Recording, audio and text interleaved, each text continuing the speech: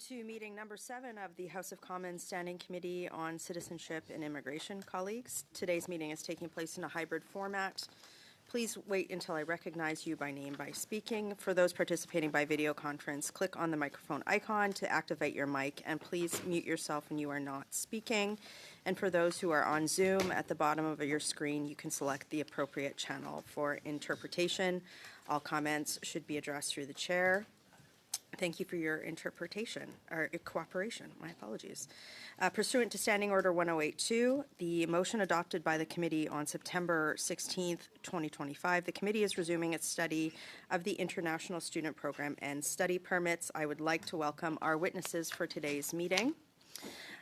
Today we have as an individual, Rupa Desai Trilokekar. Thank you for coming. We have Dr. John Tibbetts, President of Conestoga College, as well as the Ontario Confederation of University Faculty Associations, as represented by Dr. Rob Christofferson. You will each have up to 5 minutes for your opening remarks, after which we will proceed with rounds of questions, and I will intervene if you are approaching over time with your remarks. So we will start with that. And Dr. Trilokekar, I'll start with you for 5 minutes. Thank you so much. Thank you so much for this opportunity. I'm so sorry. We just have a quick point of order. I think that there's we don't have any video in the room. We don't have video in the room, just for the witnesses.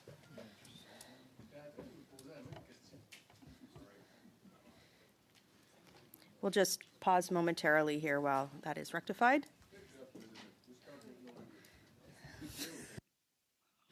An auspicious start. All right, I think we're good there. My apologies. Please resume for 5 minutes. Thank you so much for this opportunity. My comments are that of my own and do not represent that of my institution. I want to reiterate what previous witnesses have stated to this committee. Let's focus on our joint future and not expend our energies and time on assigning blame for our past mistakes or failure. So in the spirit of looking ahead, I focus on 3 recommendations. 1, international education and immigration need to be de-linked as policy files. The purpose for international education national students should not Point d'ordre, Madame la Présidente, ce sera pas possible. Point of order, Madam Chair. Point of order. We're having some difficulty with your internet connection. We'll just get you to back up maybe 2 sentences and start again, and we'll see if it persists. Please go ahead. So in the spirit of looking ahead, I focus on 3 recommendations. Number 1, international education and immigration need to be de-linked as policy files. The purpose for international education and to recruit international students should not be to meet our immigration or labor market targets and objectives. Certainly, our immigration assessment can value and provide special recognition for Canadian credentials, but we have created the issues in the system by linking what should be 2 distinct, connected but distinct policy objectives. By intertwining these policy objectives, we have sent conflicting messages as to why international students should come study in Canada and why we are interested in hosting them. We first began going down this path with our first international education strategy in 2014, when we welcomed international students to study and stay in Canada as our ideal immigrants, albeit their own experiences in the Canadian labor market was far from ideal. Canada is unique in that whether it be the Conservatives or the Liberals, we have all been pro-international student recruitment and retention.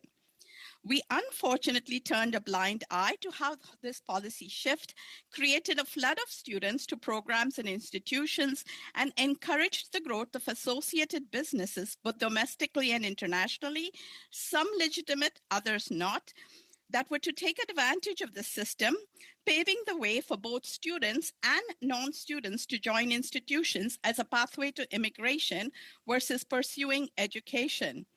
Next, during the pandemic and even post-pandemic, We lost sight of the difference between international students and temporary workers by enabling them to take jobs working over the limit of 20 hours per week, further blurring the line between a student and a foreign worker status.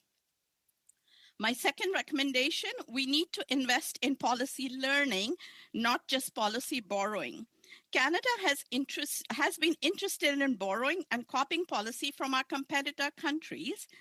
Ironically, while we have done this well, we have not been good about studying and learning from the mistakes of other countries.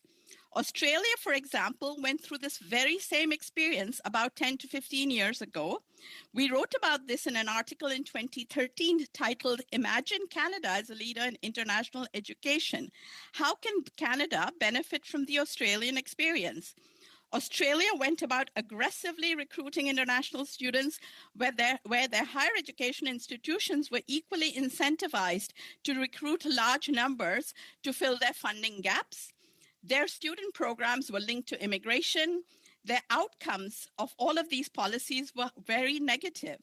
There were imbalances and unregulated growth of programs in private institutions, challenges within communities given this high growth rate, Chinese and Indian international students becoming victims of assaults, overall exploitation in the housing and employment market.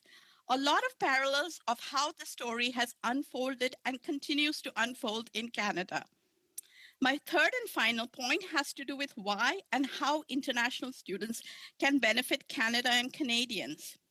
Rather than think in terms of immediate benefits by way of income to our institutions and communities, to meeting our labor market and immigration needs, I urge us to consider international students as a strong soft power resource because it is the free flow of students and scholars that has served and Point d'ordre, will Madame la serve Présidente, on a perdu Canada's l'interprétation. interests. Sorry. Point of order, Madam Chair. Sorry, we just had an issue with translation, so please continue. This is because as international students return to their home country or go to a third or fourth country and take vital positions in different sectors, they will be the ambassadors for the future of Canada and its interest.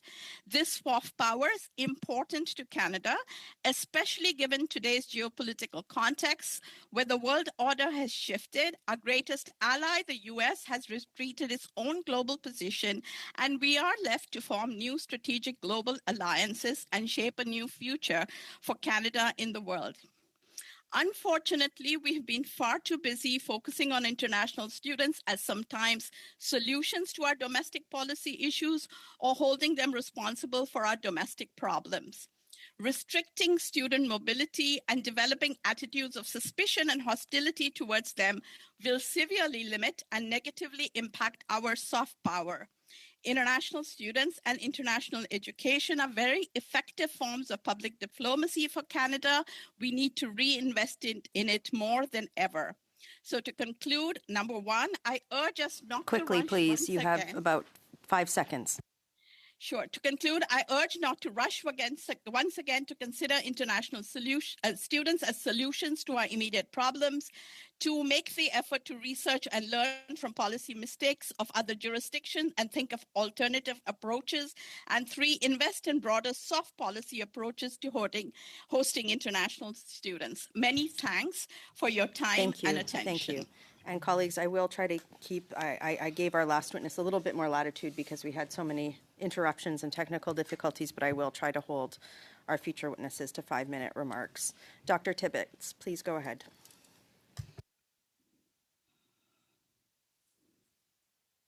You are on mute, Dr. Tibbetts. Please unmute yourself. Okay, here we go.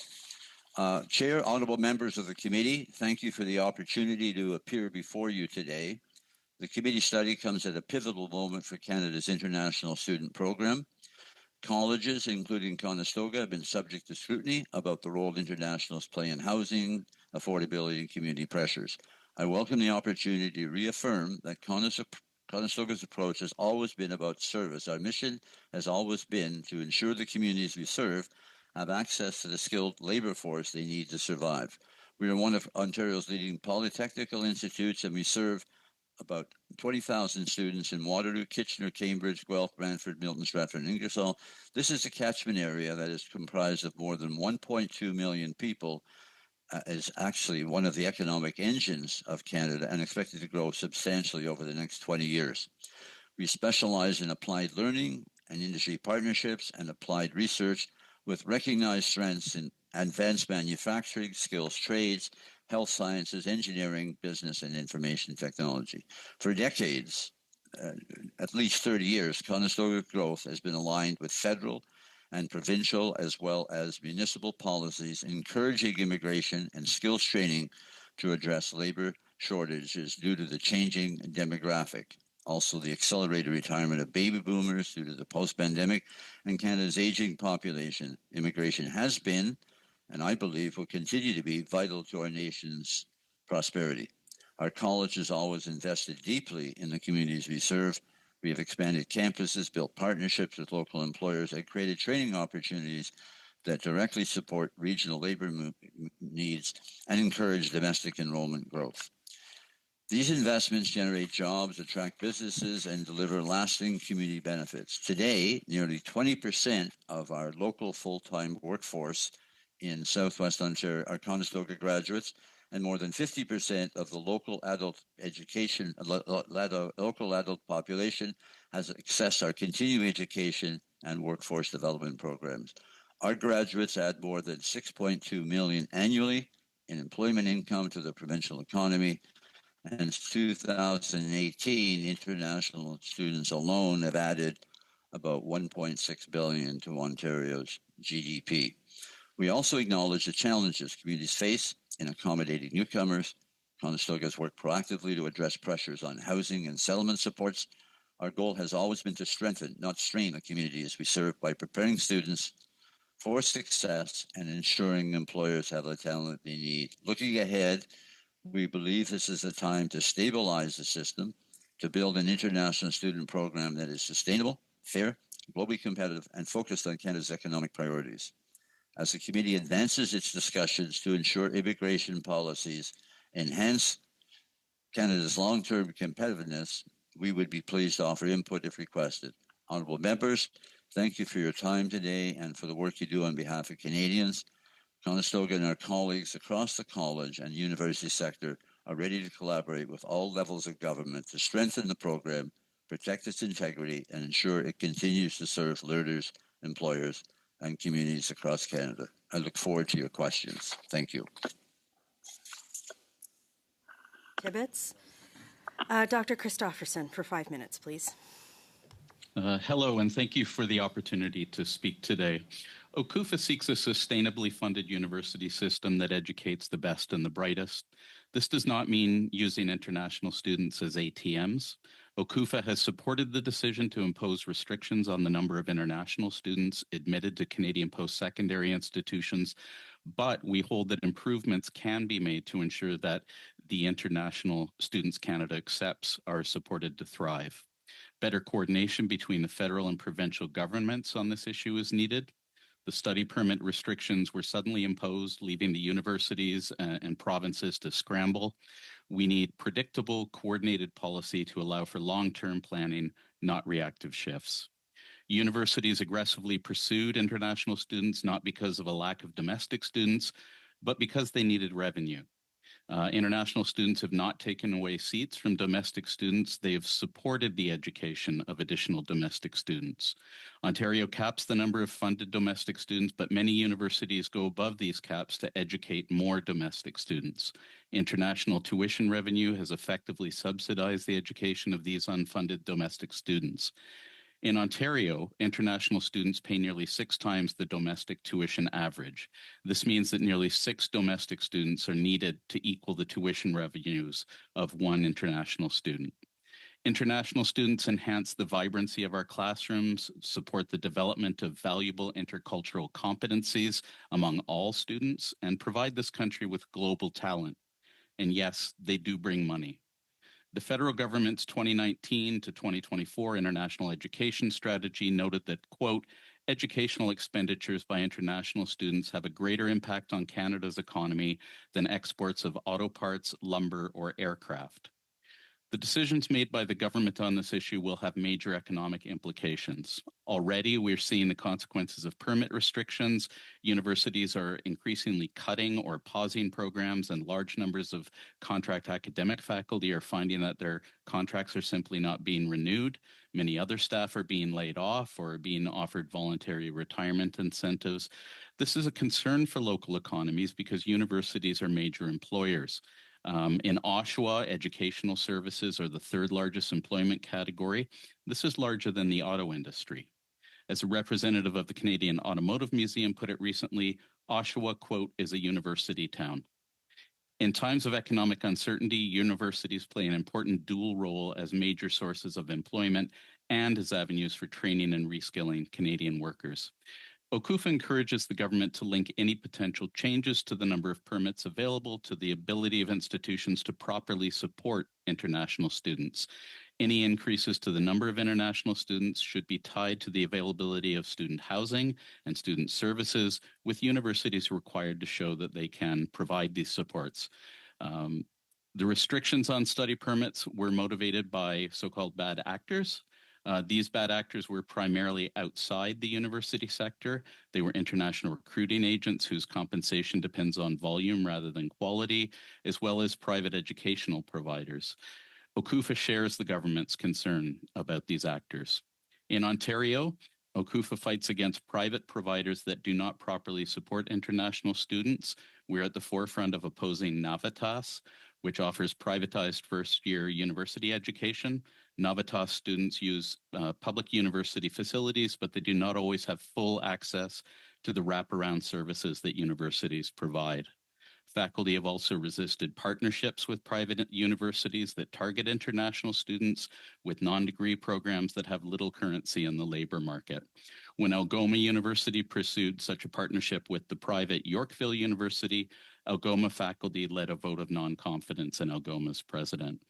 In summation, OCUFA calls for additional long-term predictability around study permit numbers that's built on the effective coordination of the provincial and federal governments. Any upward revisions to the number of available study permits should be tied to the ability of institutions to support these students via appropriate housing, student services, and program quality. Stringent quality standards will ensure that international students are properly supported and provided high-quality education. Thank you. Merci aux témoins pour vos déclarations. Maintenant, Thank you, witnesses, for your statements. We'll start with our first round of questioning. We'll start with Madam Rempel-Ghana. You have 6 minutes, Madam. Thank you, Mr. Chair. Dr. Tibbetts. Conestoga College took in Excuse me, I'm having trouble hearing you. Be a little loud. Thanks. I'll restart. Sorry. Well, Okay. Conestoga College took in 84,000 international students in 4 years. In 2023, they took in more than the U of T, UBC, and Calgary combined. And this had an incredibly negative impact on the cost of housing, availability of healthcare services, and created a youth jobs crisis in the region. But yet, Conestoga College's operating surplus went from $3 million in 2015 to $252 million in 2024. Dr. Tibbetts, in 2024, in an article in Guelph Today, you were quoted as saying, some of them, international students, live like that, 14 to a house in slumlord housing, because they don't want to pay more than $400. You are still requesting record number of foreign students permits. Is that correct? You are on mute. Monsieur Tibbetts, vous êtes sur sourdine. Mr. Tibbetts, you are on mute. No, we've always worked with both the federal government, provincial government, and the local communities. That's why we took in that many students. I mean, we could find places for all those students. This is a massive area. We're not just in Kitchener-Waterloo and Guelph. We're across but Brantford, Milton. Madame Rempel-Ghana. But the cost of a one-bedroom rent in your region went up by 35%, over $500 in a very short period of time. Did the federal government ever ask you to tie your requests for foreign student permits to housing costs and availability in your broader region? No. No. Do you think you'd be able to have juiced foreign student permits to the levels that you did if the federal government had tied the number of foreign student permits they issued to your institution to housing availability and cost? Well, it's more than the federal government. We were encouraged to grow in downtown Kitchener. We added 3,500 students there because we helped the city revitalize downtown. The same in Guelph and the same in Brantford and Milton. I mean, there was a huge demand. There was huge. I think in the fall of 22 in Ontario, there were 323,000 job vacancies, and we were asked to try to help solve that problem. Thank you. So we just heard testimony that we should be decoupling foreign student permits from jobs. And now there is a substantive youth jobs crisis both in Canada but also in your broader region. Do you think, did the federal government ever ask you to link permit availability to job availability in the region? Well, that's what we did. We did link the two. In fact, if you look at... But recently? I'm not aware that they did that, no, but we did it. That's what we did. In fact, our job placement rate for international students was 86% after 6 months after graduation. Did the federal government ever ask you to take any responsibility for asylum claims, fraudulent asylum claims being made by foreign students who were issued permits to your institution? Well, there was one statement made by Minister Miller, but as far as I'm concerned, that's Canadian Border Services. We are not. The first time we've ever heard anything about asylum seekers when Mr. Miller spoke to that. Would you have not been able to juice foreign student permit numbers to the levels that you did if if your institution had a financial liability tied to asylum claims or visa overstays made by foreign students at your institution? Well, we were never involved in this from day one. We got involved in international enrollment back in the 90s. There was no money to be made. We didn't try to make money. We were just trying to meet skill shortage needs. That's all we're doing. I'm just making a note for the analysts because I think that's a recommendation that probably needs to be made after what happened at your institution. It was pretty bad.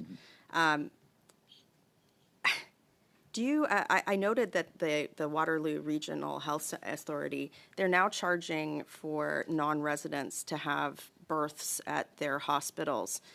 If the number of foreign student permits issued to your university or your institution had been tied to healthcare levels or healthcare support, would you have been able to access or juice student permits to the levels that you did? We had our own healthcare center at the college. We invested in healthcare for the students. They could come, but we don't handle pregnancies at the college. But we had a full health center at the college, including mental health services. I mean, I got to say, it's kind of a mess, hey? I mean, you were quoted as saying in the Sault College president David Orazietti some pretty wild things. You called him a whore.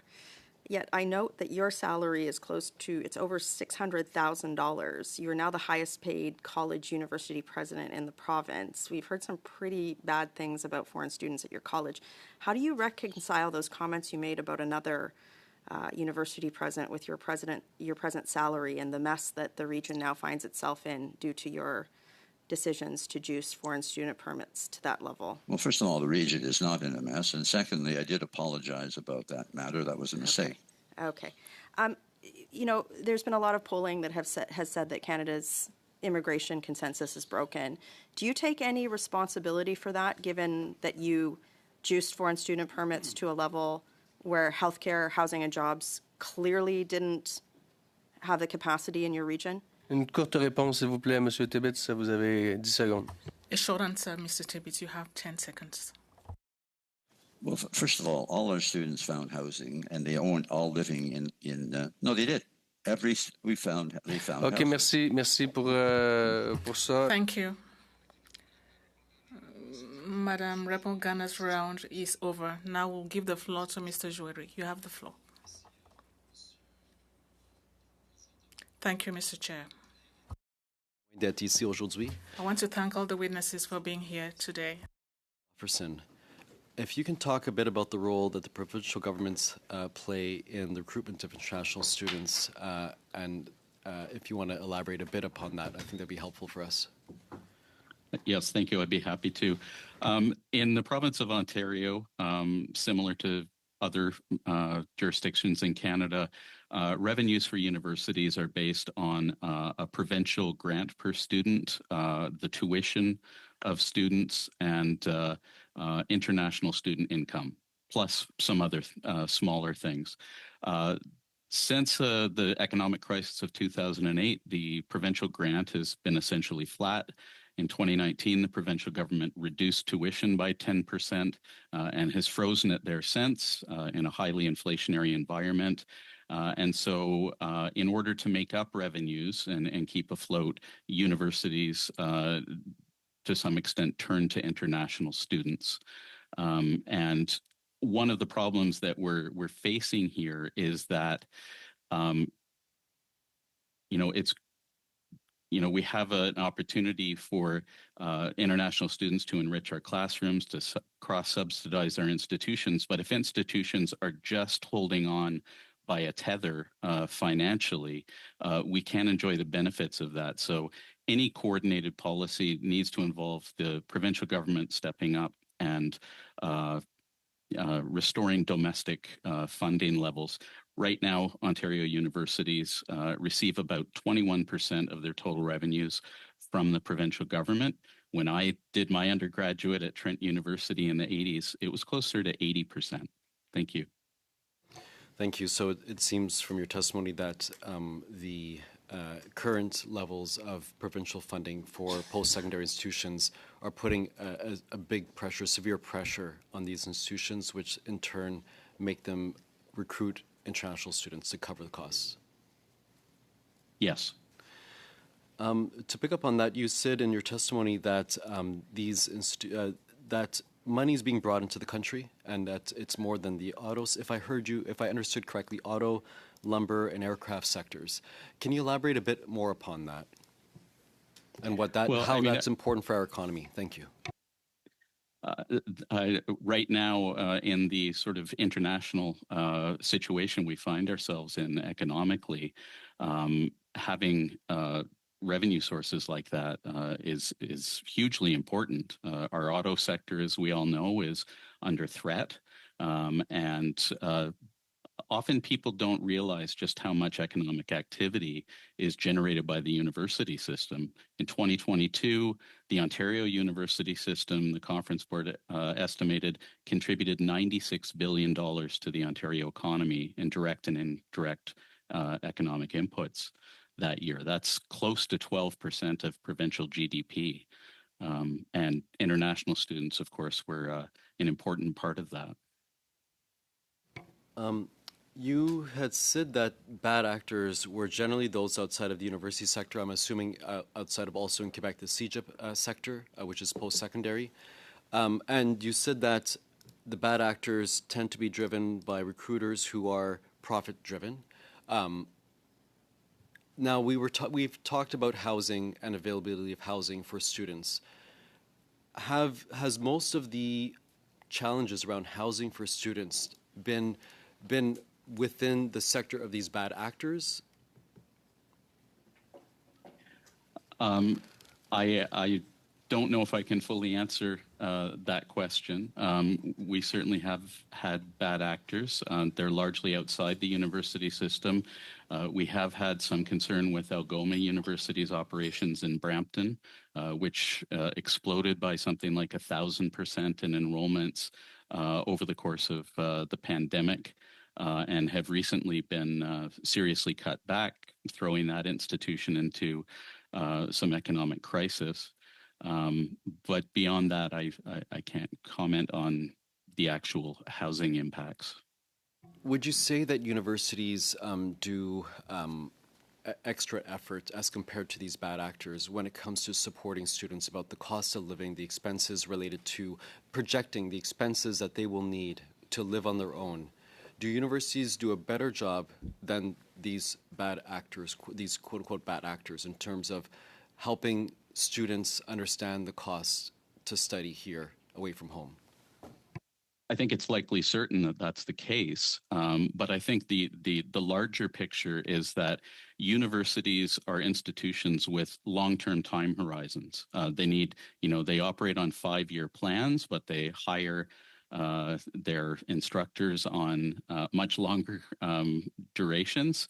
And we need to sync up policies at the federal, provincial, and with universities in a way that actually works on those time horizons instead of. So you said it likely is the case. Would you be able to, if you're able to, get back to the committee with just a bit of research on whether or not it actually is the case for so that we can include that in our study?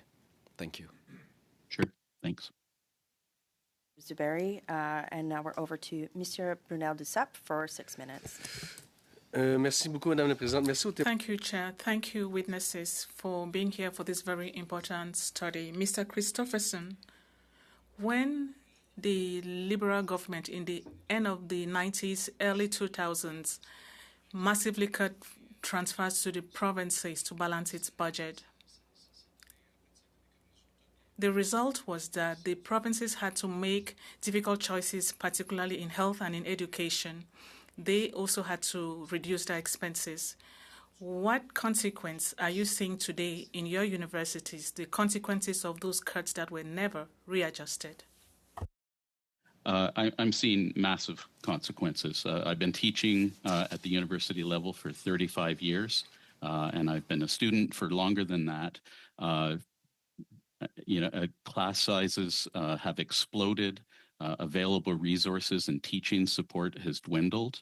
We have critiques levied about how outrageous it is that there's a professor teaching a class of only 15 students or something like that. That's actually an ideal learning environment, and that's a fleeting one. It's rare to see in today's universities, and it's something that those of us that have worked our way through the university system harken back to and really value and would love to see restored. Donc on s'entend que je comprends que So we understand that the government has made it difficult for provinces after those cuts, but this was caused by Paul Martin's government realignment. Usually the government says that it's investing in universities. Mostly it's in research, like the Canadian Foundation for Innovation and so on. All those funds that are allocated competitively, does it not create an inequality between Anglophone universities? Mr. Christopherson. What is the inequity you're talking about? Non, mais les programmes fédéraux présentement. Current federal programs, and that's what we're hearing on the ground. Maybe I don't hear the same things you hear. We are told that it's very competitive to obtain funds from those programs, and it's creating inequalities amongst universities. I would like to know what you think about that. If you're talking to the Tri-Council grants and things like that, it has become more competitive over recent decades, and a lot of time and effort is put in by my colleagues in trying to obtain those monies. If we were able to access a larger pool of opportunity in that regard, the whole system, the country, society, the economy, there'd be multiple beneficiaries. Monsieur Christopherson, je reste avec vous. Mr. Christopherson, it's not because I don't like the other witnesses that I'm not asking them questions, but I like your answers. The research system for funding by the federal government, do you think it's fair towards those who publish articles in French? That's not really in my jurisdiction. We have a national organization that would be better positioned to comment on that. Sorry. Il y a un récent reportage de l'émission Enquête. A recent report from Enquête, a very popular show in Quebec, looked into study permits by a criminal international organization. Maybe you watched that report. but they cited the University of Ottawa as a victim of that criminal network that uses international students to defraud people on the territory. I don't know if you received a briefing on that report. It was talked about a lot in Quebec. What was surprising was the response from the Department of Immigration, IRCC. The response was very surprising or even disastrous. IRCC, through one of its spokespersons, reacted to the report by saying that it was the fault of universities if such a phenomenon was occurring, and even blamed the government of Quebec indirectly. Maybe it's the first time you're hearing about this, but what is your reaction? What is your reaction when you hear IRCC saying such things? My reaction is I am now going to go and read all that I can about it. Oui, ben vous devriez parce que votre université est énormément. Your university was cited, so you should. It's unfortunate that you did not see that report. Have you seen any irregularities in applications for study permits with people claiming that there are criminal networks using your university to obtain permits? The OCUFA is a faculty association provincial organization, and we're not directly involved in the administrative apparatus of universities. So I don't get a view onto that. Il n'y a pas, 10 seconds. y a pas de souci. No worries. Last question, Mr. Christopherson. In your opinion, the measures taken by the federal government that do not necessarily respect the realities of the various territories like Quebec and the provinces, should it not be taken into account the different provinces and territories? Well, I think what's before the committee is trying to find a solution to an incredibly complex set of factors that need to fit together. But I think that's what we need to do is all knuckle down. I'm going to have to cut you Thank off you. there. We are over to Mr. Redekop for our 5-minute round. Thank you, Madam Chair. Mr. Tibbetts, in 2024, Conestoga had over 30,000 international students. Is that correct? Okay, and you're muted again, by the way. So that's about 75% of your student population. It's safe to say that you had one of the largest, if not the largest, enrollments of international students among colleges in Canada. Is that correct? I think so, yes. Yeah, okay. It's also then safe, I think, to assume that the federal government was aware of Conestoga and its impact.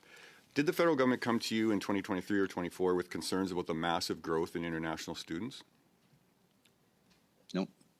Okay. So then it came as a surprise when they announced the cap on study permits in 2024? That's difficult to answer. I think what was starting to happen here, there was there was a sudden change. Sorry, I don't need to interrupt you, but I think we understand there was a lot of things that happened. So I mean, I think there must have been some element of surprise. I guess so. Minister Sean Fraser allowed unlimited study permits, a system that Conestoga adapted to, and then Minister Miller pulled the rug out from that system with surprise hard caps. Is the Liberal government to blame for creating this mess?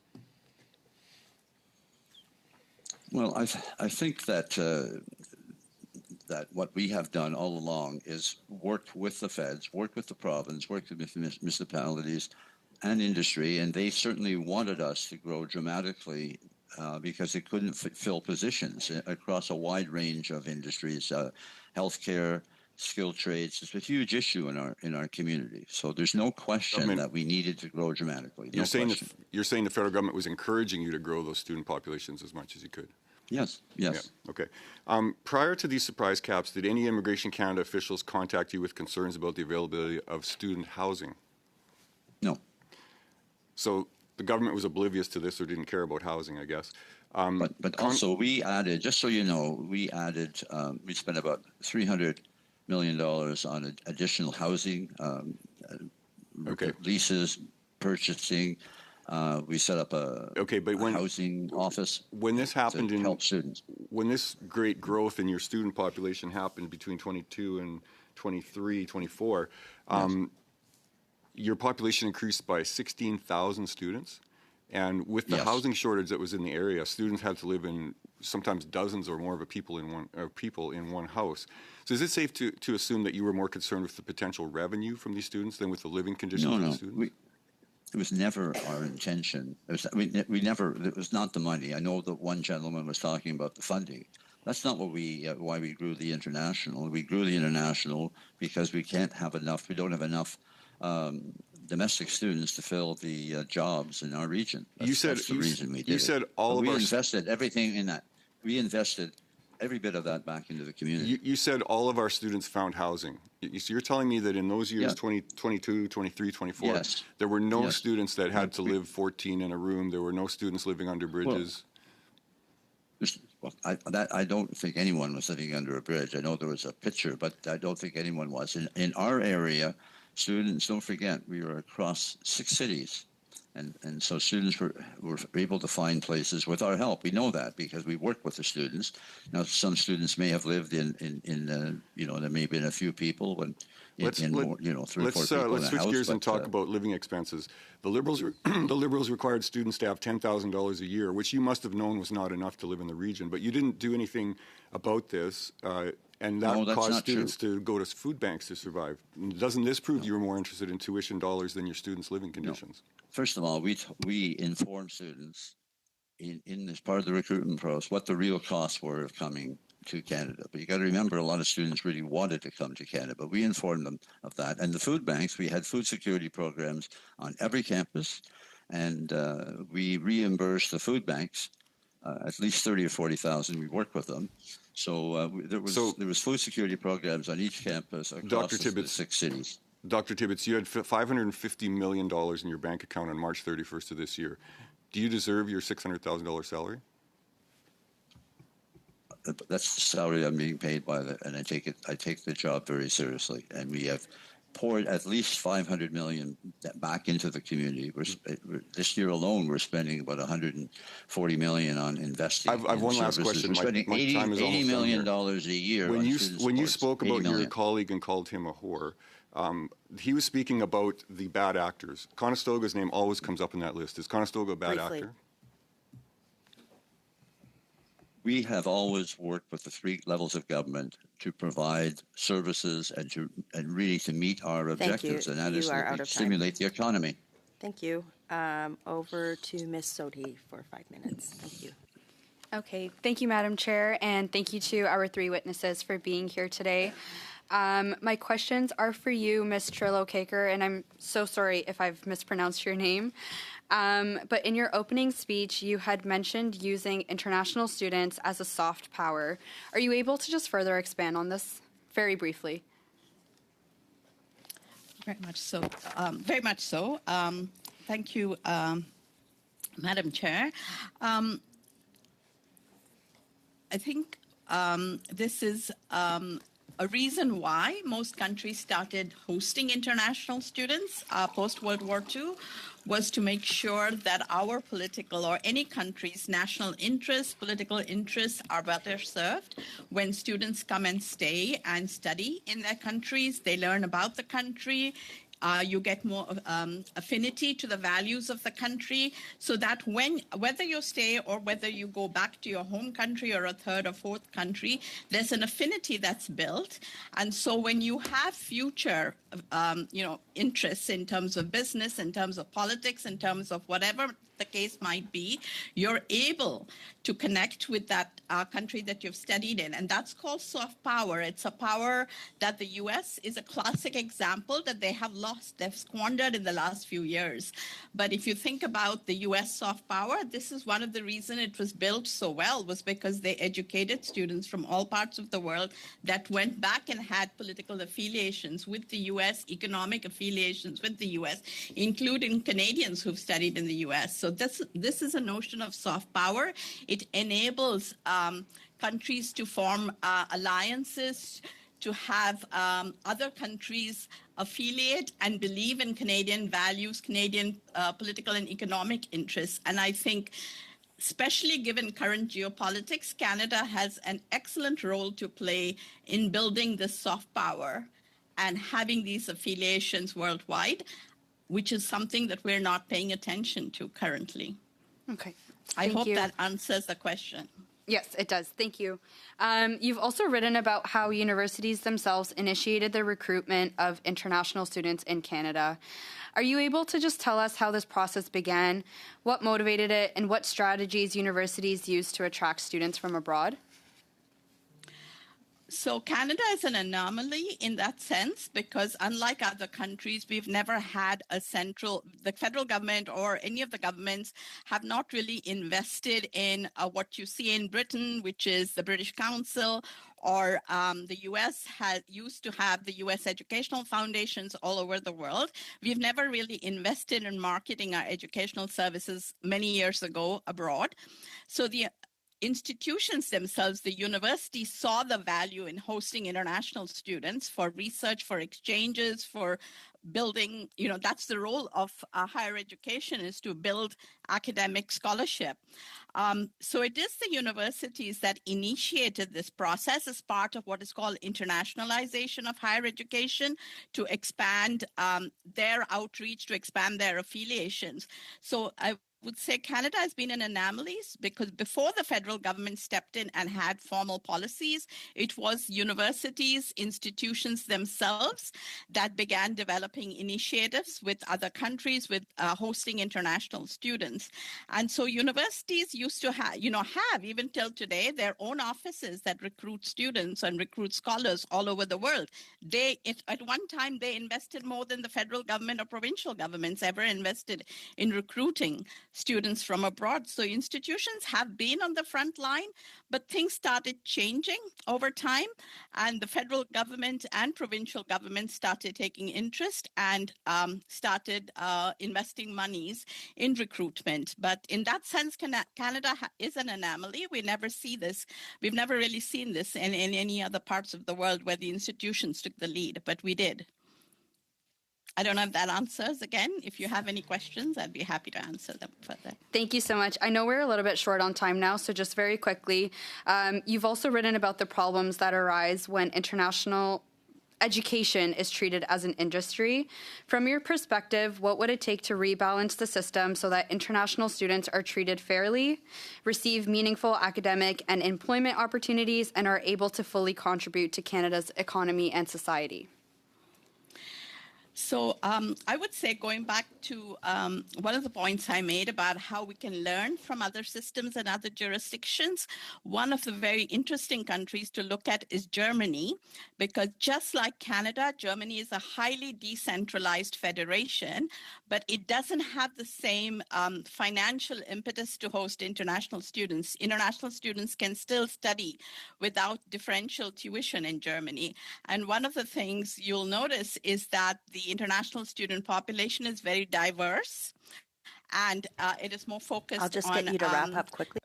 Very specific specializations.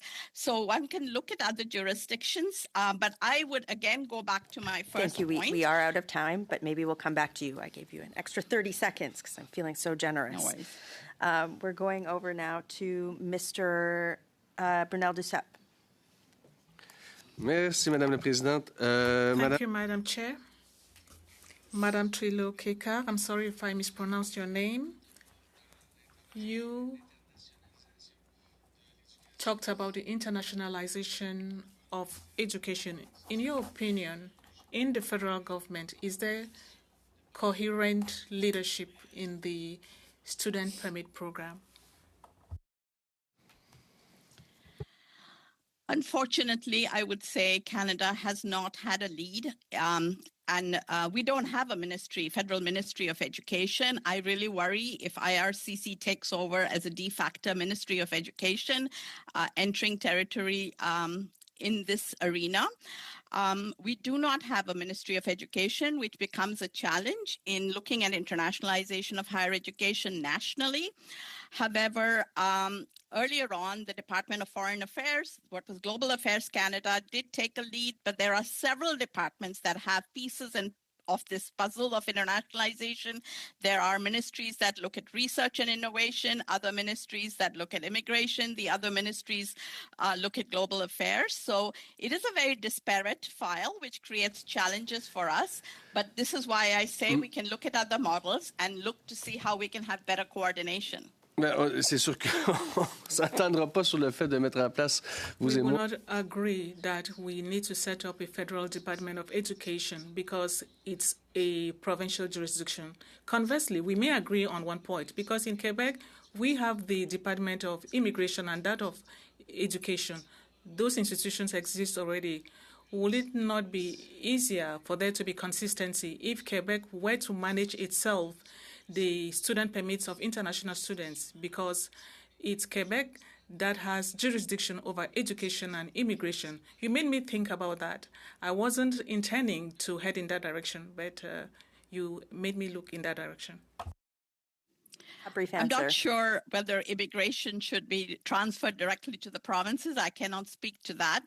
All I can say is our nature of federalism is very highly decentralized, and there are mechanisms we need to put in place to have far better coordination and Thank you. communication. We are over time. We have time in this panel. I understand that the Conservatives will take about 3.5 minutes, the same with our Liberal colleagues. So I will go over to Mr. Manigaskis for about 3.5 minutes. Thank you, Madam Chair. My question is for Mr. Tibbetts. Mr. Tibbetts, I was surprised when you made the comment that you don't have problems in the region. Are you aware that what the youth unemployment rate is in the Kitchener, Waterloo, Cambridge area alone, which is the area that you primarily service? No, I didn't say we didn't have problems. I think I did say that there are challenges when you bring that many. But to me, we look at the greater good. The contribution that was made as far as job placement in the region was enormous. The investment.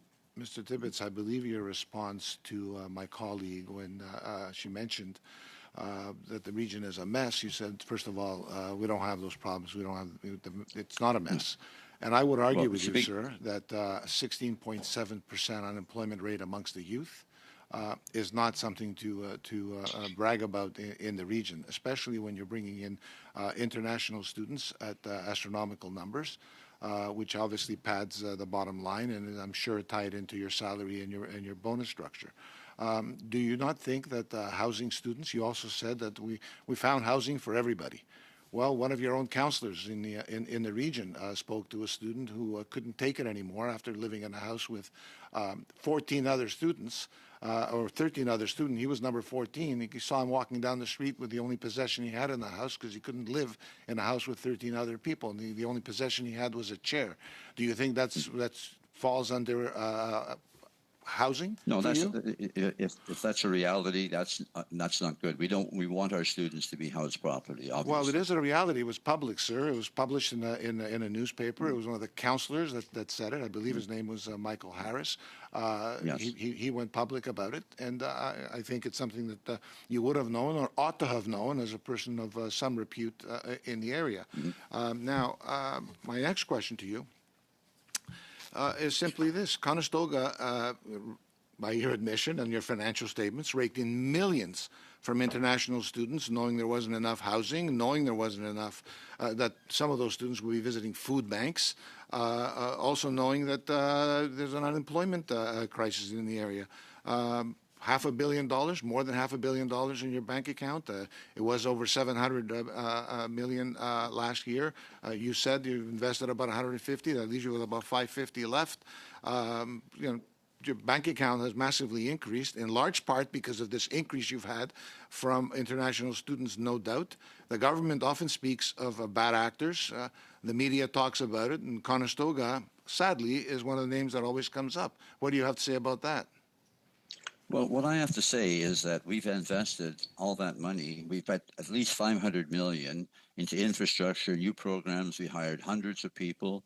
We expanded our housing base. We worked with each community. Look, we were encouraged. We helped to revitalize downtown. Obviously, there were some difficulties. With all due respect, no question about it. With all due respect, don't you feel you should have some social responsibility to the community that you serve? This We year do have alone, social responsibility. this year alone, you're laying off people. Why are you laying off people? You have $550 million in the bank by public records. You make brief an answer. astronomical salary. Why are you laying people off? Well, we I would've don't have $500 million in the bank. That's not the case. We do not have $5 million, and the numbers, as you know, have been cut dramatically. Thank you. Numbers have been cut dramatically. Thank you, colleagues. I'm now going over to Mr. Zuberi for his last few Thank you, minutes. Madam Chair. And I'd like to ask my questions to Ms. Tri Lokikar. And you were speaking about what other countries are doing, the good examples from other countries. And you did touch briefly upon Germany, and maybe you can weave that in a bit as you answer. But I'd like to know, what lessons do you think that we can learn, Canada can learn from other countries in terms of how they aren't overly reliant on international student tuition? Thank you. Yes, I think there's lots we can learn from other countries. As I said, Germany is an excellent example because it shows us how a system that's not reliant on tuition from international students can support international students and support local institutions of the benefits of hosting international students. Mind you, Germany also has an interest in transferring international students to future immigrants in their country as well. But as I mentioned, they have a wide diversity of students. It's a far more balanced approach. They look at international students as high-skilled labor, not just folks who would fill in any labor situations in their country. They have far more local level initiatives that are worth looking at. They have many protective mechanisms so that international students do not face the exploitation our students have faced in the labor market when they do seek jobs.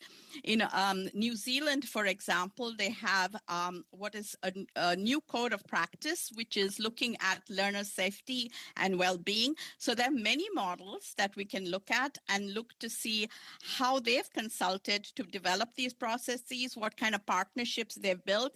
As I said before, I think in Canada, our major challenge is the kind of decentralization we have and the system we have, where I don't mean to suggest that we should have a federal Ministry of Education, but the fact is we don't have one, and that changes a lot of situations for us. But there's lots we can learn about mechanisms for protection, for systems of practice, for looking at care and well-being, and to create regulating, monitoring, and legislative acts that other countries have done. So yes, there's lots we can learn and really reinforce this idea that we need to fund our system. Thank you. And I invite you to put anything in addition in writing to us so we could consider it for the report. You spoke about, or in your research, I should say, you speak about that you would like to see increased coordination between provinces and the federal government.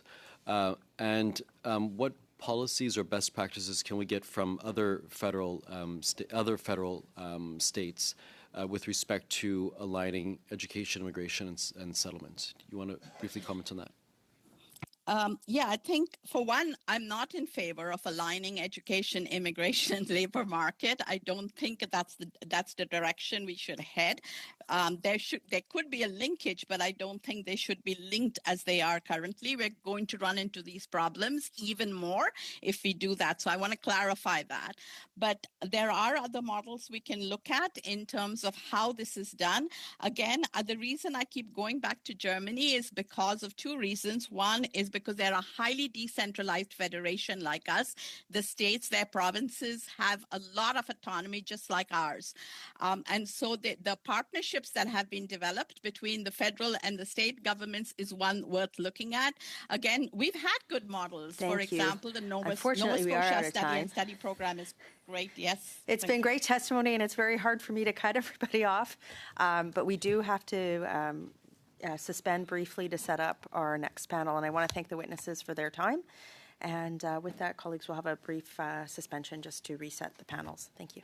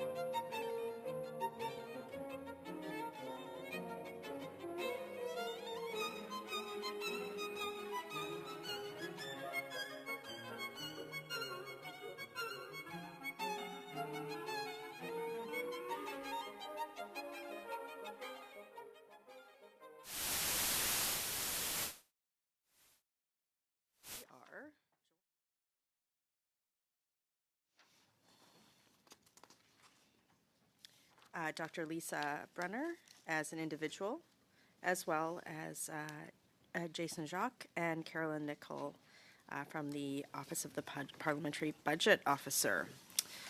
So you'll each have 5 minutes for your remarks, and I'll start with Dr. Brunner. Thank you to the Chair and the Committee for this opportunity. I'm joining you from the traditional, ancestral, and unceded territory of the Musqueam people, where the University of British Columbia Centre for Migration Studies is located, and where I am a postdoctoral research fellow. I'm appearing as an academic expert and not as a representative of the institution.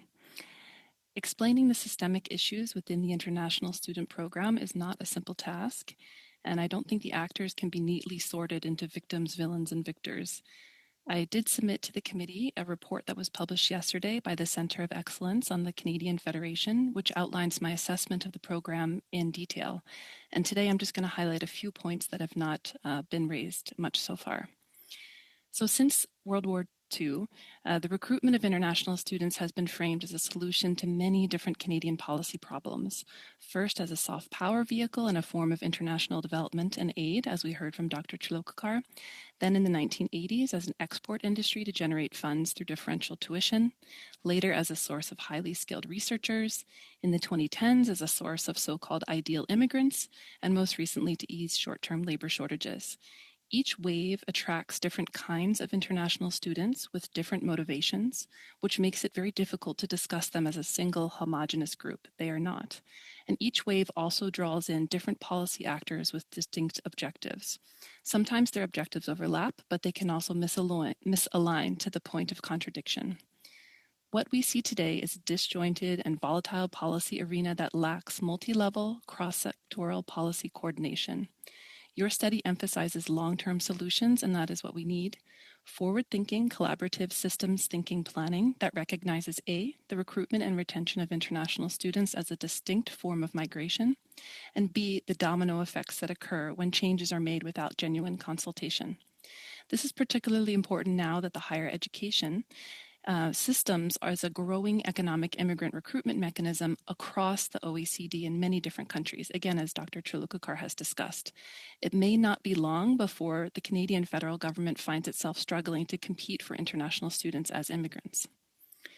Including temporary resident targets in the immigration levels plan was productive in my opinion, but immigration policy requires stability, reliable processing times, and most importantly, planning beyond a 3-year horizon.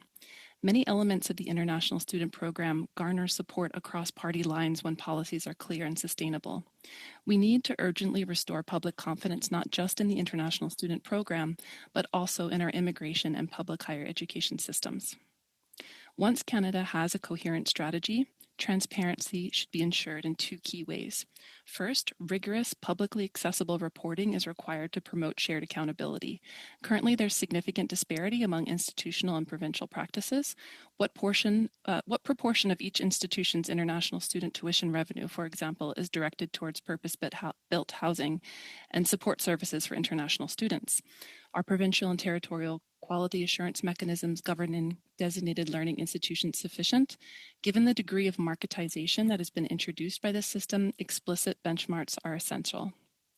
Second, international student pathways to permanent residency need to be predictable and clearly communicated so that students have accurate expectations and can make informed choices.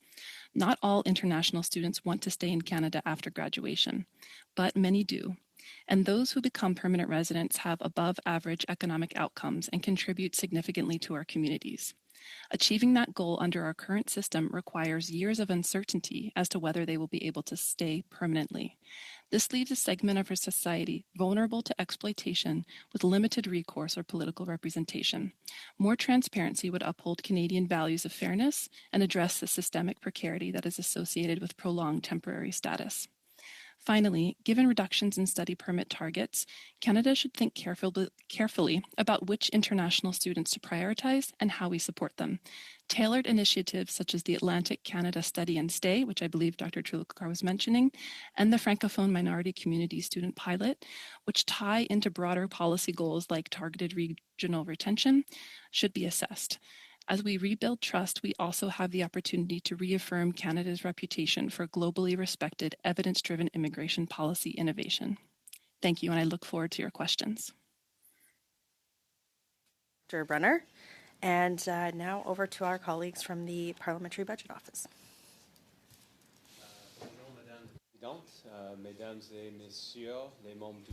Good afternoon, Madam Chair, members of the committee. Microphone. The speaker is not using his microphone. Public. Just sorry, I think we're having a issue with the translator being able to pick up. I The think we're microphone.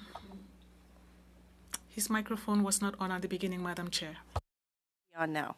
So sorry, we'll let you start again. Sure. Thanks for inviting us. I'm here with Caroline. She's our expert in demography and immigration in the office. In January 2025, we published an impact assessment of the 2025-2027 immigration level plan.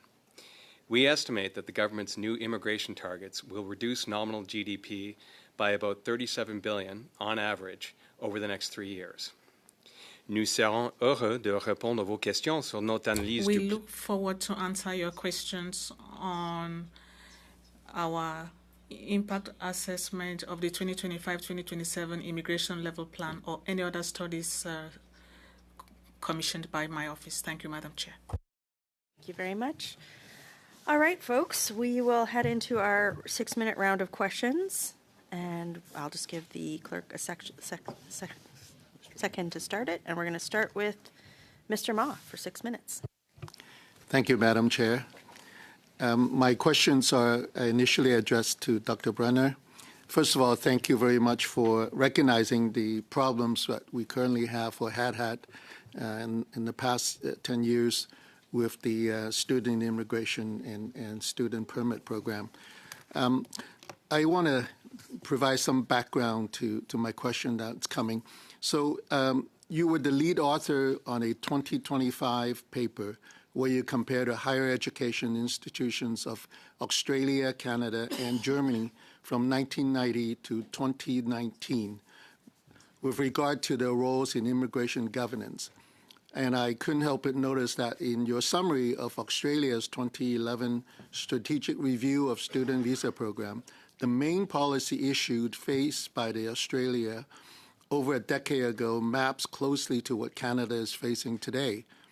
Your summary of the problem faced by Australia in 2011 was that the tarnished reputation of the Australian education sector due to the growth of unscrupulous private colleges and non-genuine international students using education as a pathway for immigration.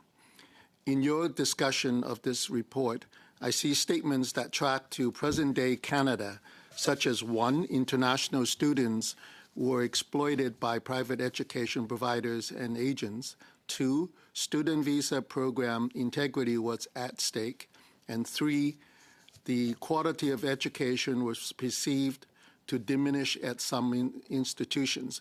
Given your understanding of the evolving migration policy landscape in Australia and Canada as tied to higher education institutions, my question to you relates to the trajectories. Do you agree that there is a time delay parallel between Australia and Canada as related to the international students in the policy domain where education meets immigration? And if so, what lessons can Canada learn from the crisis Australia faced in 2011? Thank you for the question. I think Dr. Chilokakar has spoken to this a bit in her comments. I think that there are similar competing priorities among policy actors and jurisdictional frictions in Australia and Canada. They happen at different periods of time, and there's obviously significant differences in the two countries, but I think they do both suffer from a challenge on the higher education side, which is funding issues and the resulting marketization of public post-secondary institutions. And then on the immigration side, explicitly positioning permanent residency as a carrot without enough space for all of those students to transfer to permanent residency. And an impact on the higher education system in terms of what kinds of programs are attracting students and whether that aligns with the labor market. I think Germany is very interesting because in Germany, international students are not charged differential tuition compared to domestic students. And in Germany, essentially, the higher education system is funded much more robustly than in Canada. So we really see that the marketization of higher education has a very big impact. If we have more opportunities for funding for higher education, I think that would stabilize some of the issues, of course, with regulation as well. But you see Germany is primarily attracting international students as immigrants, not necessarily to fund their higher education system. Thank you for that response. Just want to follow up then. What role would international student caps have played in the mitigation of the exploitation that international students faced in Australia and Canada?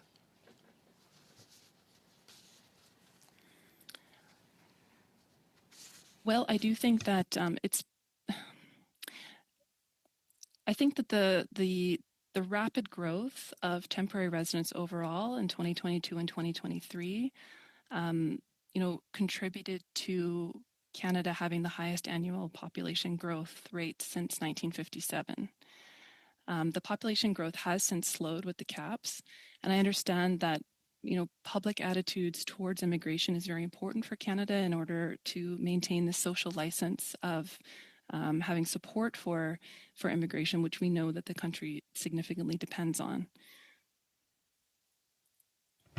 Thank you for that. Moving on to a different area. So in your analysis, in your report, you highlighted that higher education's recognition of its economic dependence on international students as a vulnerability was the former notable focus on the briefs that you've encountered. So my question to you is, why are we issuing study permits to foreigners who have not demonstrated at least a working proficiency in one of our national languages, such that they need language training after graduating? A brief answer. I would have to see exactly what you're referring to, but this is about the 2023 paper that you issued? I'm not aware that there are any institutions in Canada that don't have a minimum language requirement of French or English, but I could be mistaken. I'm not sure. Thank you. We are out of time. We will go now to Ms. Zahid for 6 minutes. Thank you, Chair. Thanks to both the witnesses for appearing before the committee today. My question is for Dr. Brunner. Your postdoctoral work at UBC's Center for Migration Studies emphasizes social justice in migrant integration, including the gendered and the racialized dimensions of international student experiences to foster a truly equitable system. What measures would you propose to protect vulnerable international students, such as those from the global south, from exploitation in the education migration pipeline, while ensuring pathways to belonging that align with Canada's commitments to decolonization and also inclusion? Thank you very much. I really appreciate that question. I think there's a challenge with the marketization of international education overall, because in some ways we see essentially a large wealth transfer from lower income countries to countries like Canada across the global north. And as I mentioned, with Germany has a very different approach. In some countries, there is actually a more focus on recruiting international students as part of a broader development approach, a broader aid approach, prioritizing different diversities among students and their backgrounds. So I think it's a difficult question to answer because of the restrictions in the system. I'm just trying to think about this for a moment. I think many institutions do have important services that they provide for international students that could be further supported. Higher education institutions play a really important role on behalf of the government in terms of providing these services that are essentially settlement supports for students that previously the government would have funded. So I think there could be coordination and also regulation of those services to ensure that there's consistency, to ensure that students are able to thrive while they're here. And I think maintaining a positive outlook on immigration to ensure that we don't fall into an anti-immigration rhetoric that could produce increased hate crimes and racism and discrimination is also extremely important. Thank you. You mentioned about Germany. Like, are there any specific countries you would give examples of, like other than that, or who have done this in a better way? What do you mean by a better way exactly? Like that which has really worked for any country specifically for supporting the higher education and the integration, of course. Mm-hmm. To be honest, I think when it comes to international students, I think there's areas for policy innovation that I think that's a role that Canada could actually play if we really take seriously the opportunity to develop an international education strategy that puts that at the forefront and really thinks about what is the purpose of our higher education institutions, what is our responsibility to our own country, but also to the world. I think there's opportunities for complementary pathway programs that can support students that are selected from outside Canada and brought in based on certain elements of need if they're done in a very coordinated way. Thank you. In your PhD dissertation on education, you described the recruitment of international students as a distinct three-step economic immigration process that has shifted the societal role of higher education. Given the rapid growth in international student numbers in Canada, how would you recommend the federal government implement a managed migration framework to ensure sustainable inflows while balancing economic benefits with integration challenges? So I think some of the policies that I mentioned in my opening statements, some of these programs like the Atlantic Canada Study and Stay Program and the Francophone Minority Community Student Pilot are examples where we see a policy priority such as regional retention. We have cross-sectoral collaboration. The government selects students who are likely to be interested in staying in Canada long-term, but also meet specific needs and goals of other immigration policies. And then they're provided settlement supports and connected to potential pathways to allow them to stay in those areas. So I personally think that more settlement services for students could be beneficial, but it doesn't necessarily have to only come from federal or provincial governments. There's ways to work together in a cross-sectoral collaborative way because we have a lot of strength in our institutions that have been providing many settlement services, de facto settlement services for quite some time. And I was an international student advisor at a research-intensive university for 10 years before I did my PhD. And I know my colleagues work very hard to try to support students adjust to life in Canada.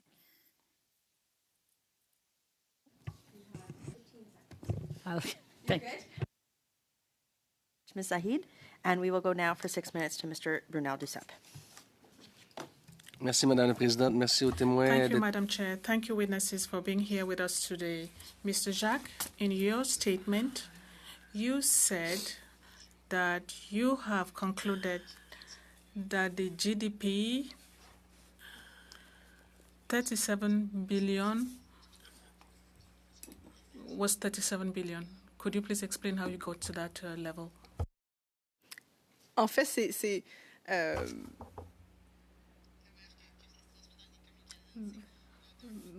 what happens is that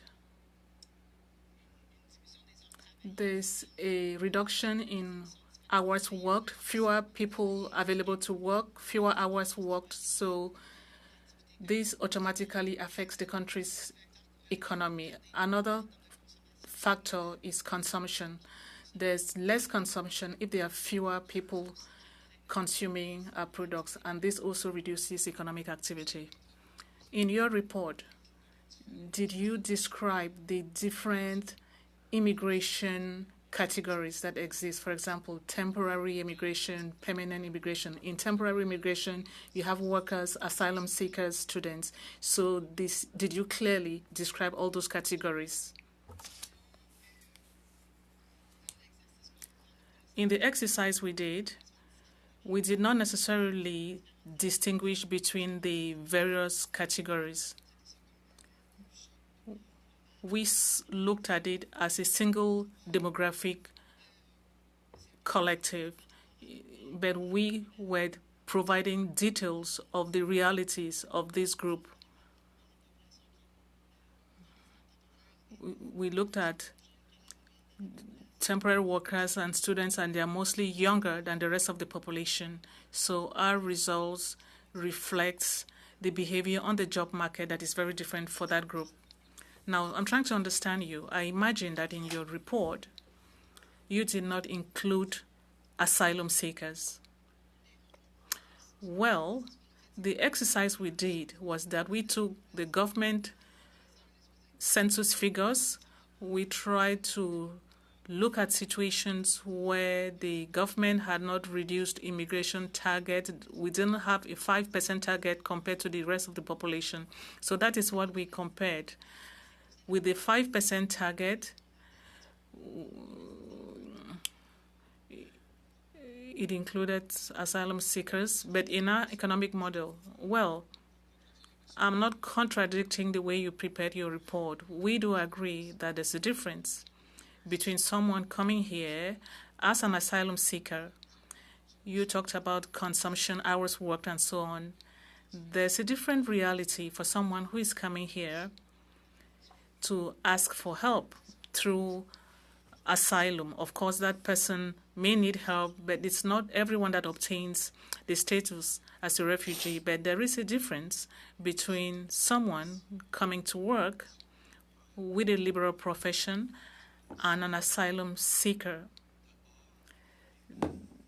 The economic contribution they bring is different. That's for sure.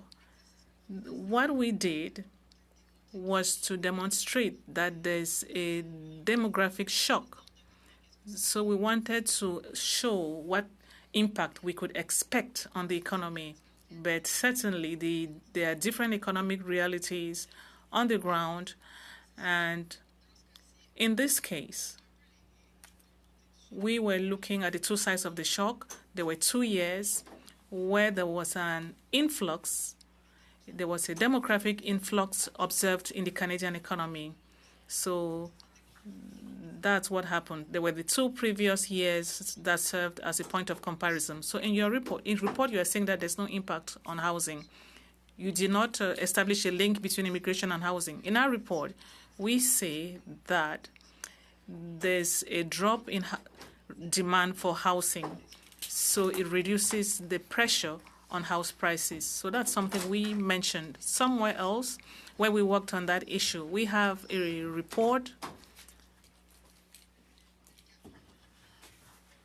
in the housing gap, the difference between demand and supply. When we compare the different things, we do see that the demographic drop improves the situation for housing. It's not in this report, but it's something we looked into. But it wasn't, you were not looking only at foreign students when you looked at housing. Anything to add? No, we did not do that distinction. Very well. Ms. Brunner, you are a specialist in migration policy and study permits. I was lucky to talk with many ambassadors from the African continent who were telling me that there's need for a debate on the fact that many students come from Africa to study here in Quebec, Canada, and elsewhere abroad, and they don't return to their countries. And it's becoming a problem for them because they have the impression that they are beginning to lose some of the active forces in their own society in the various African countries. Did you look into that situation? Have you heard about this?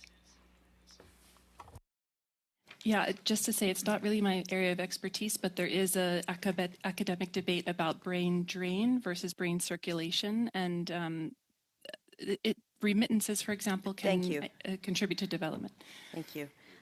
We are now on to Mr. Davies for 5 minutes. Thank you, Madam Chair. If I could just get some clarification, Ms. Nicol or Mr. Jacques, you said the $37 billion impact on the GDP. Was with temporary foreign workers and student visa impact? Was that combined or is that segregated?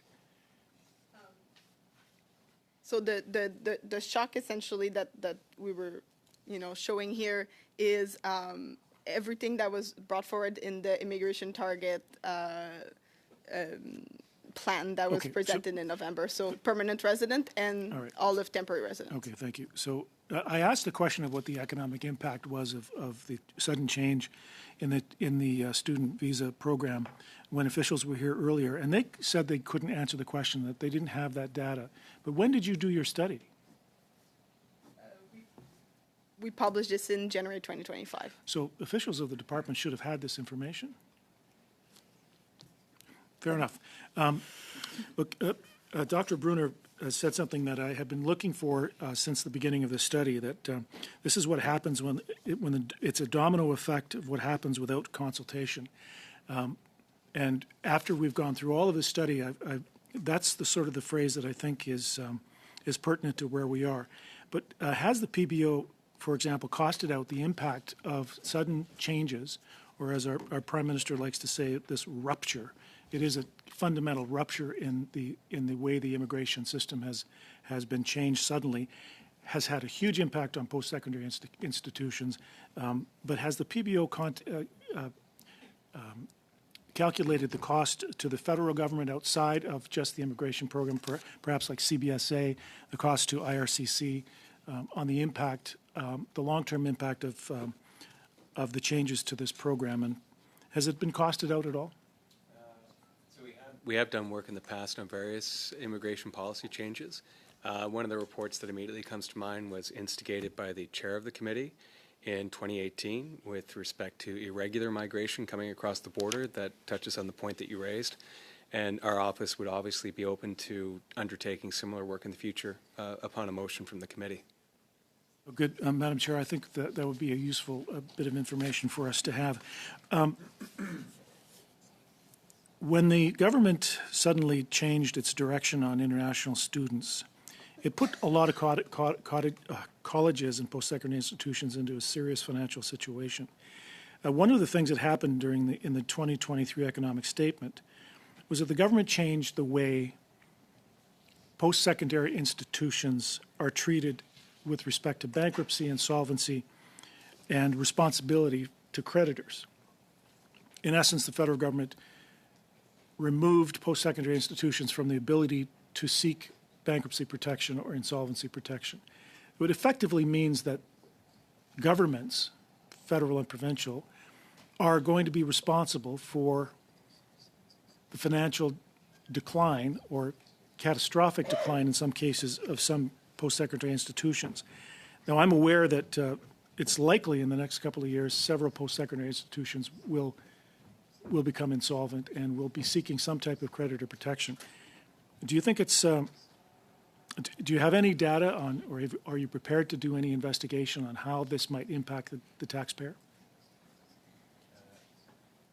Again, with a motion from the committee, we'd be happy to undertake the work or undertake the analysis and furnish it to the committee. So you have no data thus far on. I don't know that we don't have data. I know that I'm not familiar with any particular data sets that we have in the office right now because we haven't been asked to look at the issue. That said, off the top of my head, I can think of a couple of data sets that one might want to look at. Can you give me an example? So I think as a starting point, something I do on my evenings and weekends is look at the financial statements of universities and colleges across the province of Ontario, as well as the website of the province of Ontario and the Ministry of Higher Education and the policy framework they have with respect to intervening in colleges and universities and supporting them and eliminating their significant and potentially, dare I say it, unsustainable operating deficits. So those are very good information sources. But if you gave me more than 5 minutes, I could probably come up with the better terms of reference for you. Well, thank you. So I'm fine, thank you. you're good. Yep. Thank you. Mr. Fragiscatos for 5. Thank you, Madam Chair. To Ms. Brunner, thank you very much, and to the PBO as well for appearing today. The question goes to one statement that you made at the outset of today's testimony, that we should, wherever possible, and in fact always, avoid looking at victims and villains in all of this in terms of the discourse or the narrative on international students and victims, villains, and victors, you said, if I remember exactly. I think I know what you mean by that, but can you explain that a bit further? Sure. I mean, I think there's been some missed nuance in terms of who's to blame for this situation, and that includes in terms of which institutions are to blame, because it's really not an issue of private versus public institutions, colleges versus universities, since we do have private for-profit universities in Canada that have not really been examined much, and I think that exploitative private colleges undoubtedly deserve strong critique, as do these marketized systems that produce them and allowed them to flourish. But many private programs were delivered through these lucrative curriculum licensing agreements with public institutions, as I believe Alex Usher discussed in his testimony. It's also, I think, a really challenging situation where we have international students being framed in certain ways and blamed for systemic issues that they might make up a very small proportion of. So there's been a lot of divisive rhetoric discussing international students as from various parties, to be honest, as responsible for housing crisis, for example, as opposed to looking at more structural issues like underinvestment in public and non-market housing, or financializations of homes as assets, weak tenant protections, et cetera, et cetera. International students there was a significant growth in 2022 and 2023, but they still represent a small share of demand. And going back to the point of the very important moment that we're at in terms of the public attitudes towards immigration in Canada, and the importance of maintaining the dignity and the respect for anyone who's in our communities and contributing in the various ways that international students do. Thank you very much. I'm going to ask you to return to the example of Germany, because I think you made a really interesting point about the fact that in Germany there's no differential tuition. So tuition's the same for German citizens and international students. I think so much of the challenges that we're now seeing play out, faced particularly by colleges but also universities, has to do with the fact that provincial funding declined from, as we heard in the previous testimony, I'm not sure if you were watching that, but at one time it represented, I believe, 80% of the funding that universities and colleges were relying on, and is now around 20%. Can you speak to the German model, for example, and how maybe that can serve as an example for Canada? Because I think if we don't address some very fundamental structural issues, and there's issues, of course, at the federal level that do need to be looked at and will be looked at, but there are provincial responsibilities here that need to be adhered to. And I think restoring funding on a level that is meaningful and serious will go a long way to addressing a lot of the challenges that we're seeing materialize. Yeah, I mean, there's a lot of differentiation between the provinces and territories, and in general, public funding for higher education has declined across political parties since the 1970s, and we know operating grants have not kept pace with inflation. So certainly funding of higher education and the undervaluing of its role in society, I think, and the Canadians' maybe unwillingness to pay for their own higher education system and instead relying on international student tuition to subsidize it is certainly a concern. I think I can provide you with some information about the German system in particular that would give more details. I'd be happy to provide that. I think there is a concern that in Germany, there might be an increasing marketization similar to other countries, because that draw is so powerful, and because capitalism is so powerful, it's very difficult to think of a different model. But I think it is possible for us to really think about what our priorities are in society. And you're right on time. Right on time, okay. Right on time. Well, thank you, That was Madam Chair. amazing. And to Mr. Bernal Duceppe for 5 minutes. Or no, 2 minutes. On est le bloc. Monsieur Jacques, il y a certains... Mr. Jack, some members of parliament have told us that it's the fault of Quebec and the provinces that universities are underfunded. Do you agree with me that it's since the end of the 90s and the early 2000s that the federal government decided to cut expenses to the provinces in education that this problem started? Unfortunately, we did not assess this situation, not yet, but if the committee wants to make that request, maybe it would be, I can only give you an opinion. Let me ask the committee, Madam Chair, I would like the PBO to tell us an assessment of the impact of the cuts at the end of the 90s and 2000s when it comes to federal transfers to education in particular. Of course,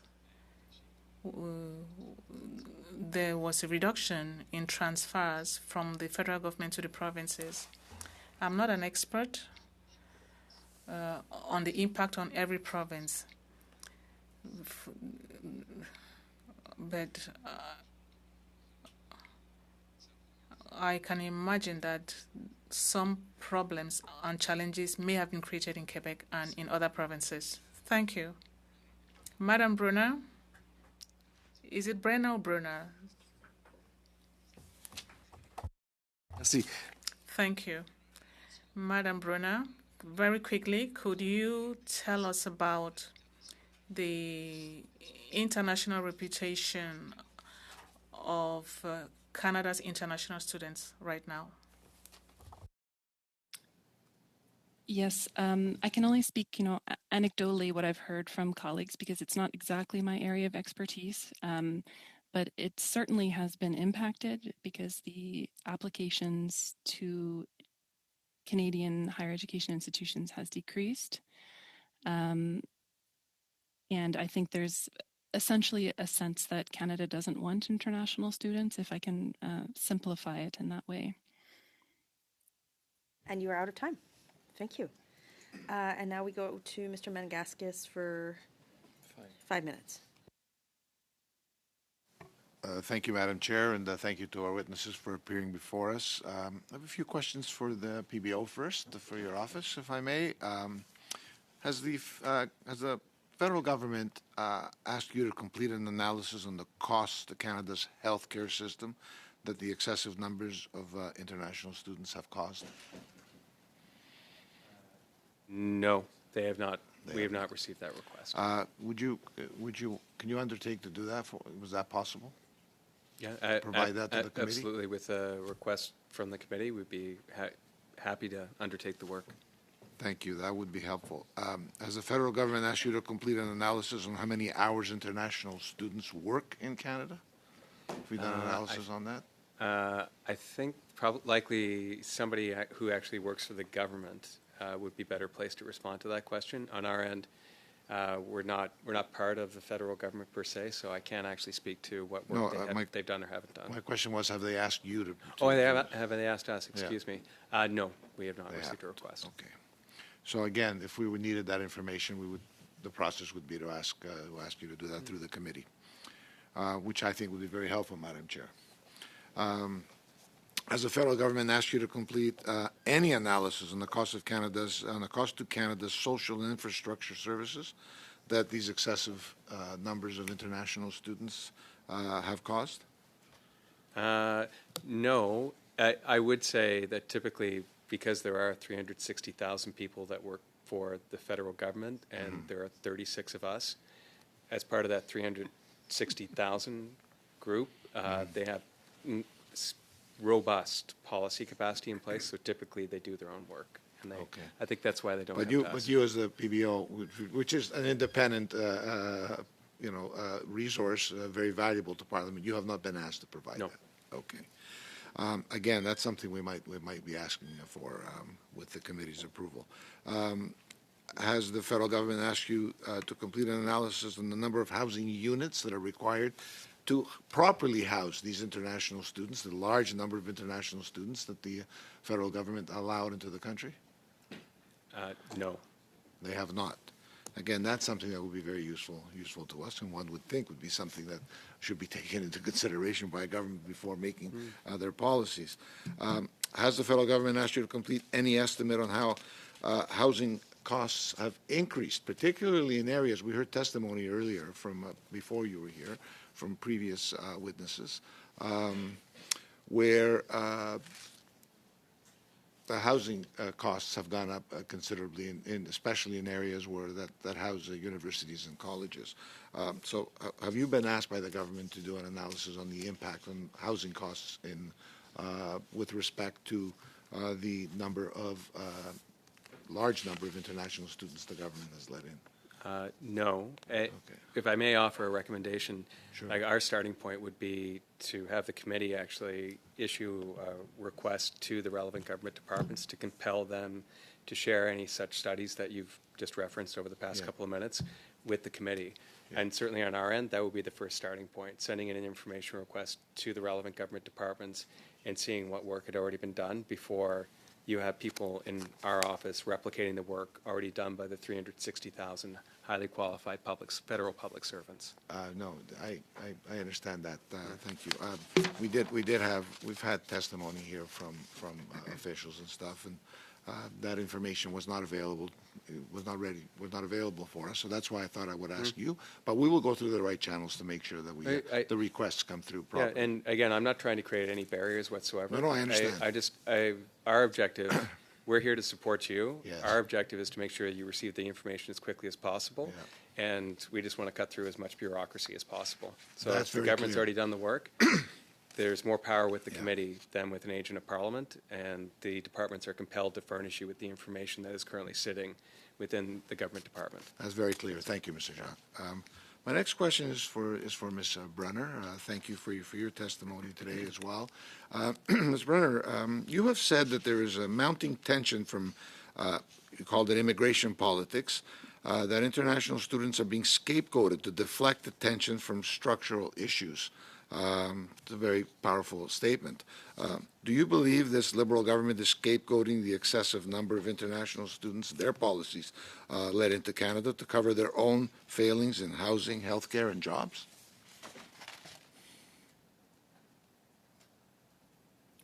That is a good question. It seems that the current government.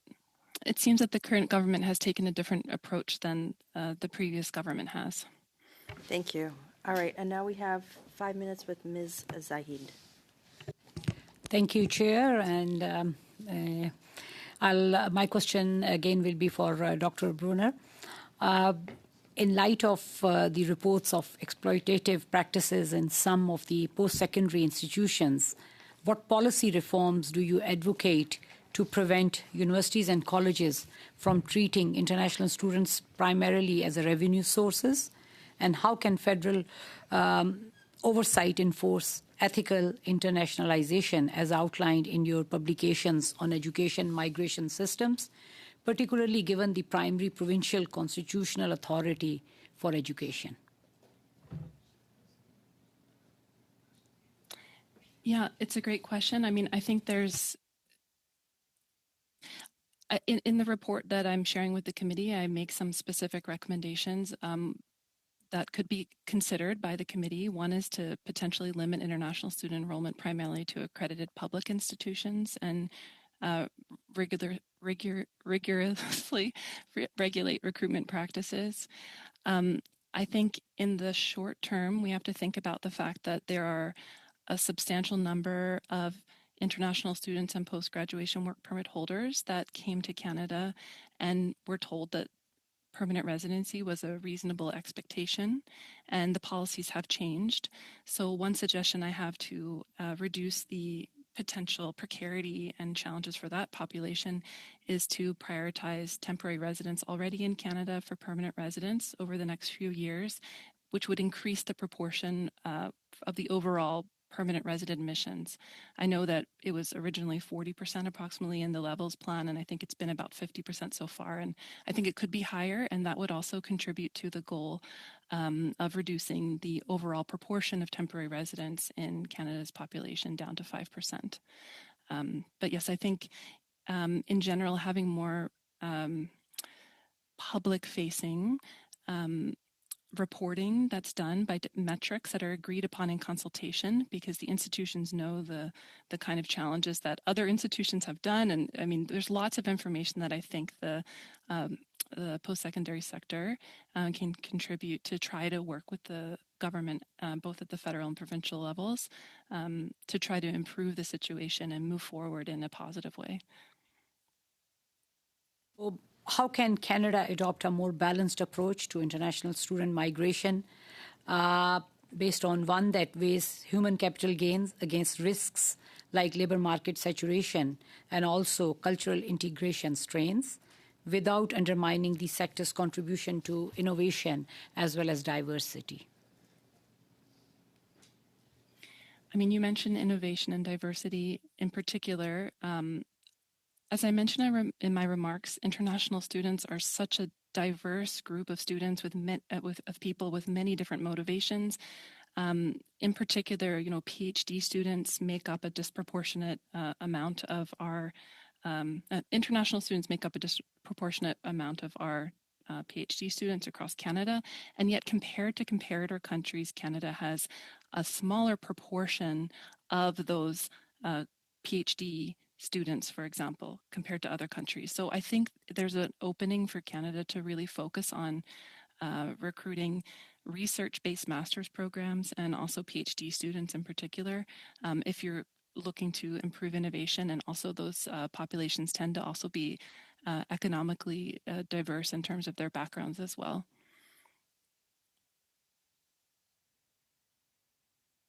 What specific protections should be embedded in federal immigration policy to shield international students from exploitation, such as the precarious off-campus work or predatory housing? And how might your insights from community engaged surveys inform enforceable safeguards? I mean, I think there's lots of work being done about the temporary foreign worker program, and international students are essentially a type of a temporary worker in Canada. And there are exploitative experiences that many temporary workers go through. I can get back to you with some, best practices in that regard for sure. I'd be happy to do that. That would be great. Thank you. Thanks a lot. And since there is an agreement upon the parties to end the meeting here, I call this meeting adjourned.